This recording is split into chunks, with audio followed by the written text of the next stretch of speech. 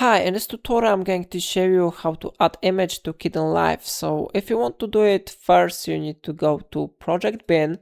It is very important to open these settings because after that you will be able to click on the black field. You need to click right mouse button here, and then you will see here something like add clip or folder option. We need to click on it, and then from your files you need to select the image which you want to import. So for example, I select this one image with .jpg format, and then I click OK button to import it. After that, it has been successfully imported to our project, so we can drag and drop this image somewhere in the timeline. For example, I will drop it somewhere here. Maybe I will change position of this image somewhere here. I will show you something. So I put it here, and then I click on it. I click right mouse button here.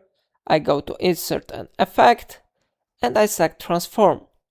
And now I can easily resize this image, yeah? For example, I will resize it to these dimensions, and I will move it somewhere here. So in this way you can easily add images to Kdenlive. If I helped you to do it, remember to like this tutorial and subscribe my channel. Please let me know in comment if it solves your problem.